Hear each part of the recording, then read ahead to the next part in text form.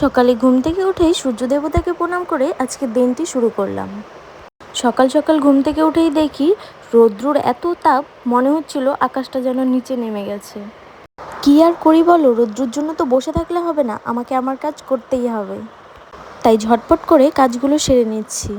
আর সকালবেলায় আমার বাড়িতে মনে হয় যেন ঝড় উঠেছে। আর কেন বললাম বলো তো, সকালের কাজ তাড়াতাড়ি শেষ করেই রান্নাবান্না করতে হবে যে। আর সকালবেলা ড্রাই ফ্রুটস খেতে একদমই ভালো লাগে না, তার জন্য মিক্সিতে পেস্ট করে দুধ দিয়ে খেয়ে নিই। আর আজকে সকালে এই সব সবজি দিয়ে ডালিয়ার খিচুড়িটাই বানিয়েছি। আর এইদিকে মামুনি কলমি শাক কেটে দিচ্ছে। আর একদিকে আমি কিন্তু ঝটপট করে রান্নাটা সেরে ফেলেছি। আজকে করেছি ডিমের অমলেট করে ঝোল, আর এখানে আছে ভেন্ডি পোস্ত দিয়ে।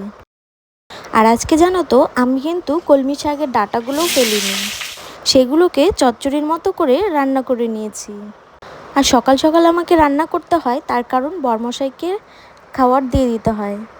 যদিও ও বলে রান্না করতে হবে না, কিন্তু আমার তো মন মানে না, বাইরে কি খাবে না খাবে, তাই আমি যেটা পারি সেটাই করে দিই। দেখো, অফিসের জন্য বেরিয়ে গেল।